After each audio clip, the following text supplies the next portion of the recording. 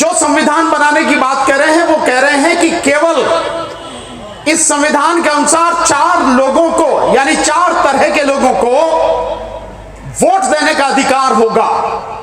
Number 1 हिंदुओं को, number 2 बौद्धों को, नंबर 3 जैनियों को और नंबर 4 सिखों को। तो मुस्लिम समाज के जो लोग हैं और जो पारसी हैं और जो ईसाई हैं, इनको तो एक झटके में ही उन्होंने मताधिकार से वंचित कर दिया। और जब आपको वोट देने का अधिकार नहीं है तो आपको इलेक्शन लड़ने का अधिकार कैसे होगा? बताओ जरा मुझे। इस बात को जरा ध्यान से सोचें आप। अगर किसी व्यक्ति को वोट देने का अधिकार नहीं है तो उसे इलेक्शन लड़ने का, चुनाव लड़ने का भी अधिकार नहीं है। यानी इस देश की इतनी बड़ी आबादी, 20 करोड़ मुस्लिम समाज और तकरीबन 1 करोड़ से ज्यादा ईसाई समाज और पारसी समाज, यानी इतनी बड़ी संख्या को एक झटके में अभी तो संविधान बना भी नहीं है, जिसे बनाने जा रहे हैं पहले ही उन्होंने कह दिया इतने लोगों को कोई अधिकार नहीं होगा। दूसरा, उनका कहना है कि राजधानी दिल्ली से बदलकर वो बनारस ले जाएंगे। और तीसरी चीजें जो आपको समझने की जरूरत है कि क्योंकि यह संविधान मनुस्मृति पर आधारित होगा और मनुस्मृति इस देश में, इस दुनिया में ऊंच नीच पर आधारित, भेदभाव पर आधारित, अन्याय और अत्याचार पर आधारित सबसे कुत्सित, सबसे बुरा एक ग्रंथ है, जिस पर वो इस संविधान को बनाने की बात कर रहे हैं। और मनुस्मृति के हिसाब से अधिकार केवल 3 ही तरह के लोगों को है, केवल 3।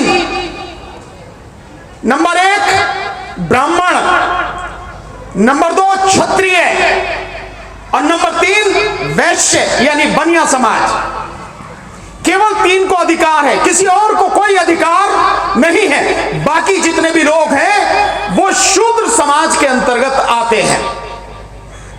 तो मुसलमानों को उन्होंने एक साइड में कर दिया, ईसाइयों को कर दिया, पारसियों को कर दिया।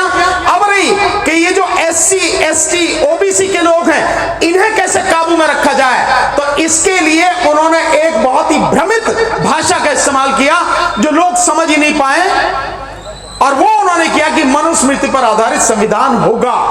और हिंदू, बौद्ध, तो हिंदू और बौद्ध या कि यहाँ के जो SC, ST और OBC हैं वो अपने आप को हिंदू ही समझते हैं, जबकि उनकी नजर में जो आज तक आप पर हुकूमत कर रहे हैं, ना आप कल हिंदू थे, ना आज हिंदू हैं, ना ही आने वाले समय में हिंदू होंगे आप।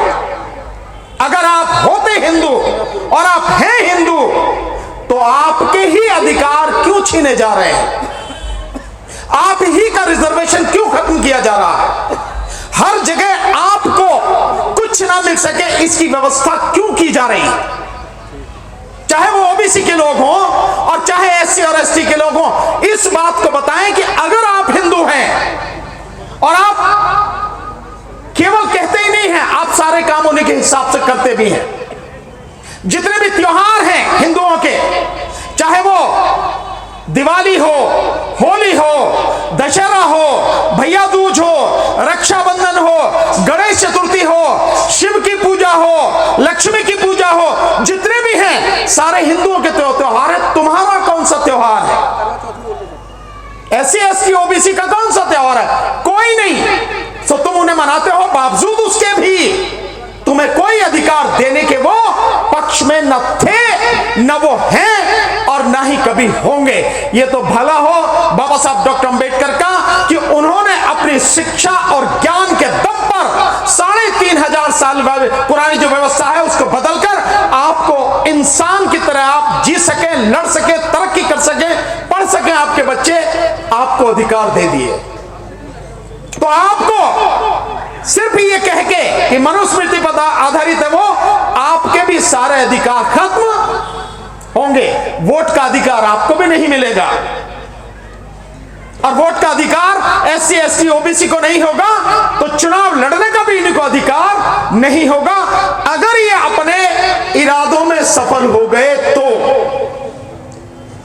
क्या आपको नहीं लगता कि जब देश में एक संविधान लागू है, उस संविधान के होते हुए उस संविधान को खत्म करने की बात हो रही है और मनुस्मृति पर आधारित संविधान की बात हो रही है, क्या यह देशद्रोह नहीं है?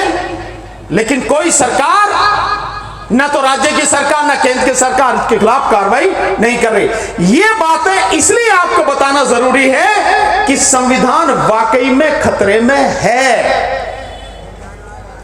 और सरकार के जितने भी विभाग हैं, विशेषकर संवैधानिक विभाग हैं, जिनमें आप इलेक्शन कमीशन कह सकते हैं, जिनमें आप UPSC को कह सकते हैं, ये जितने भी विभाग हैं जिसमें CAG को जो खर्च और इनकम का हिसाब किताब रखता है CAG, ये सारी की सारी संस्थाएं सिर्फ और सिर्फ सरकार की गुलामी कर रही हैं। आज की तारीख में ये संविधान के हिसाब से जो इनकी जिम्मेदारी है देश के प्रति, देश की जनता के प्रति, उससे पूरी तरह से दूर हो चुके हैं। इसलिए संविधान पर खतरा है।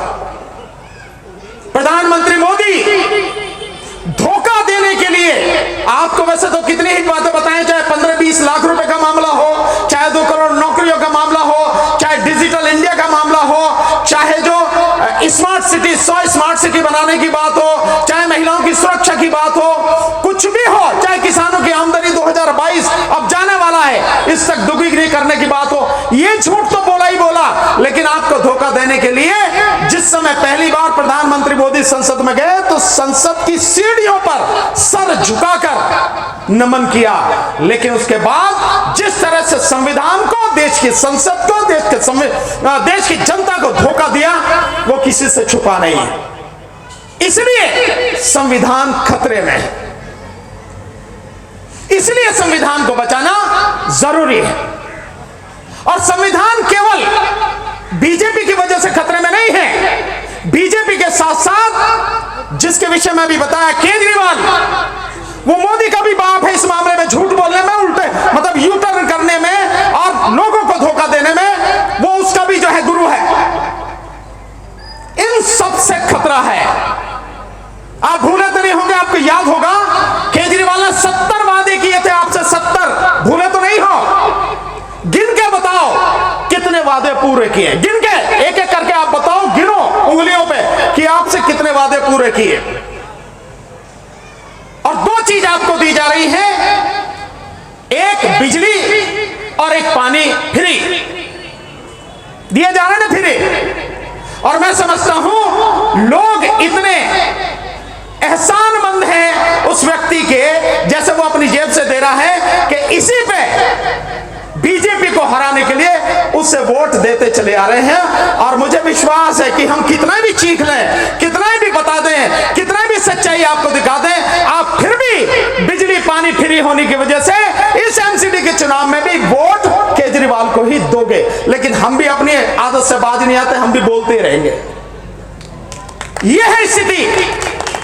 कैपेसिटी देता मैं छोड़ देता हूं DC कपिल साहब पे, वो बहुत, क्योंकि वो इंजीनियर रहे हैं, इसी बिजली विभाग में इंजीनियर रहे हैं, और बिजली विभाग की जो जर्नल समाज की जो एसोसिएशन थी इंजीनियर्स की, उसके महासचिव रहे हैं।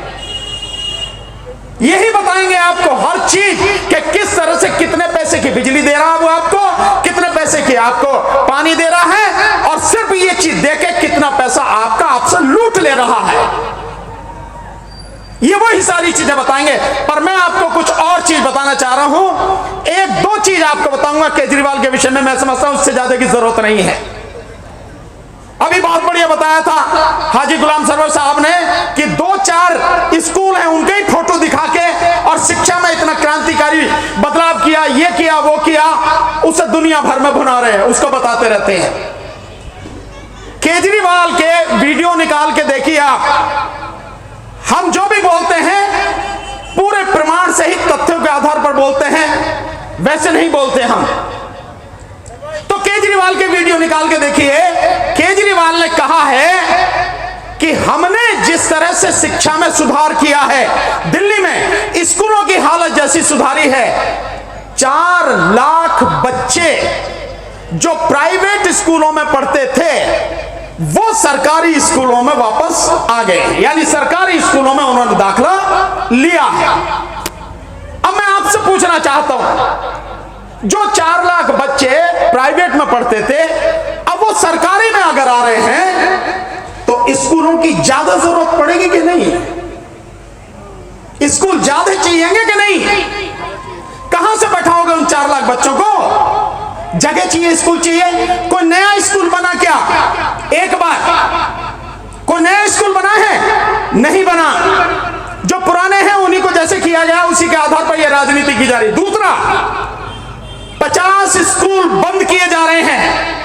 आप जाके देखिए, वेबसाइट में पता लग जाएगा आपको, नेट पे जाके देखिए, 50 स्कूल दिल्ली में बंद किए जा रहे हैं। तो आप एक सवाल ये पूछो, अगर 4 लाख बच्चे आ रहे हैं तो ये 50 स्कूल बंद क्यों किए जा रहे हैं? 50 और ज्यादा क्यों नहीं बनवाए जा रहे हैं?